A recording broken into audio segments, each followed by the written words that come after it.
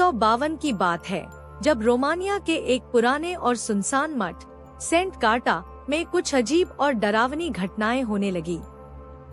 वहां की ननों ने एक भयानक आत्मा का सामना किया, जिसे लोग वेलैक के नाम से जानते थे।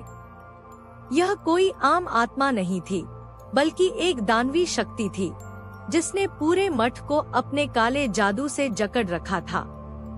एक रात मठ में रह रही दो ननों में से एक, सिस्टर विक्टोरिया, गहरी रात में प्रार्थना कक्ष में कुछ असामान्य आवाजें सुनती है। जैसे ही वह वहां जाती है, उसे महसूस होता है कि कोई छाया उसके चारों ओर घूम रही है। अचानक दरवाजे अपने आप बंद हो जाते हैं और ठंडी हवा चलने लगती है। तभी एक भयानक परछाई उसके सामने प्रकट होती है। लंबा कद, सफेद लिबास और काले अंधकार से भरी गहरी आंखें। वेटिकन को इस घटना की सूचना मिलते ही वे इस रहस्यमय मौत की जांच के लिए फादर बर्के और एक युवा नन सिस्टर आइरीन को वहां भेजते हैं। जब वे वहां पहुंचते हैं, तो पूरा मठ अजीब सी नीरवता में डूबा हुआ मिलता है।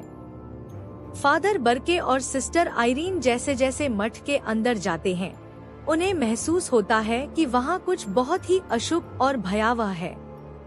दीवारों पर अजीब निशान, हर कोने से आती रहस्यमय आवाजें और अचानक जलती बुझती मोमबत्तियां यह संकेत देती हैं कि यह स्थान किसी अभिशाप के अधीन है। डर के मारे सिस्टर विक्टोरिया प्रार्थना करने लगती है, लेकिन वह दुष्ट शक्ति हावी हो जाती है। अगले दिन मठ के बाहर उसकी लाश लटकी हुई मिलती है। उसके चेहरे पर खौफ जमे हुए था। वेटिकन को इस घटना की सूचना मिलते ही वे इस रहस्यमय मौत की जांच के लिए फादर बर्के और एक युवा नन सिस्टर आइरीन को वहां भेजते हैं। जब वे वहां पहुंचते हैं, तो पूरा मठ अजीब सी नीरवता में डूबा हुआ मिलता है। फादर बर्के और सिस्टर आइरीन जैसे जैसे मठ के अंदर जाते हैं, उन्हें महसूस होता है कि वहां कुछ बहुत ही अशुभ और भयावह है। दीवारों पर अजीब निशान, हर कोने से आती रहस्यमय आवाजें और अचानक जलती बुझती मोमबत्तियां यह संकेत देती हैं कि यह स्थान किसी अभिशाप के अधीन है। रात के समय जब सिस्टर आइरीन अपने कमरे में होती है, उसे महसूस होता है कि कोई उसे देख रहा है। वह मुड़कर देखती है, लेकिन कोई नहीं होता। तभी उसे दरवाजे पर दस्तक सुनाई देती है। वह डरते हुए दरवाजा खोलती है, लेकिन बाहर कोई नहीं होता।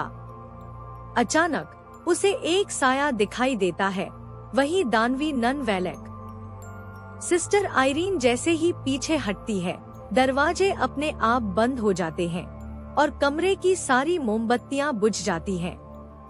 वह अंधेरे में घिर जाती है और महसूस करती है कि कोई उसके बेहद करीब है। अचानक एक ठंडी हवा का झोंका आता है और वह बेहोश हो जाती है। जांच करते हुए फादर बर्के को पता चलता है कि यह मठ कभी एक काले जादूगर के प्रयोगों का स्थान था। उसने यहाँ एक पोर्टल खोला था, जिससे अंधेरे की शक्तियाँ इस दुनिया में प्रवेश कर सकें। वेटिकन के पादरियों ने किसी तरह उसे रोक दिया और इस मठ को पवित्र जल से भर दिया, लेकिन अब समय के साथ वह मुहर कमजोर पड़ गई थी और वेलैक दोबारा जाग चुका था।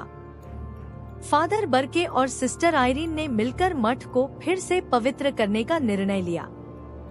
वे पवित्र जल लेकर मठ के सबसे गहरे हिस्से में पहुँचे, जहां वेलैक ने अपनी शक्ति केंद्रित कर रखी थी। जैसे ही वे प्रार्थना करने लगे, वेलैक उन पर हमला करने लगा। अंतिम क्षणों में सिस्टर आइरीन को पता चलता है कि केवल क्राइस्ट के खून से ही वेलैक को हराया जा सकता है। वह पुराने अवशेषों में से एक पवित्र बोतल निकालती है, जिसमें यीशु मसीह का खून था। वह उसे वेलैक पर छिड़कती है और चीखते हुए वह अंधकार में विलीन हो जाता है। मठ फिर से शांत हो जाता है, लेकिन जाते जाते सिस्टर आइरीन को एक अजीब सा एहसास होता है, मानो कोई अभी भी उन्हें देख रहा हो।